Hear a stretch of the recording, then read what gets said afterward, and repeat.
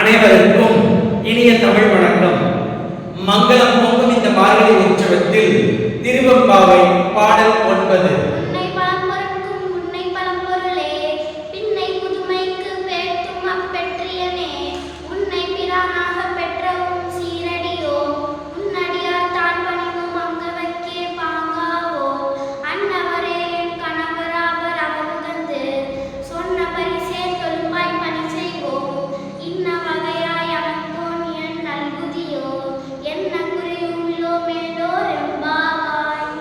தோற்றம் முடிவுகளை கடந்து நிற்பவனே, உன்னையே நாங்கள் மனதில் நிறுத்தினோம். உன் திருவடிகளுக்கே நாங்கள் ஆட்பட்டோம். உன் அடியார்களை நாங்கள் வணங்கி துதிப்போம்.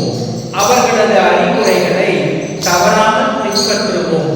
உன் மீது பக்தி கொண்டவர்கள் மட்டுமே எங்களுக்கு கணவர்களாக வர வேண்டும். உன் அடியார்கள் இடும் உத்தரவுகளை பணிந்து வணங்கி நிறைவேற்றுவோம்.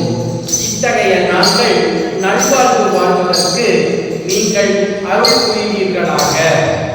அதாவது இறை சிந்தனை ஆலயங்களில் தோன்றினால் மட்டும் பத்தாது, சதா சர்வகாலமும் இறைவனையே நினைத்து கொண்டிருக்க வேண்டும். அதற்கு பக்தர்களோடு இருப்பதுதான் சிறந்த வழி. அதனால் பக்தர்களே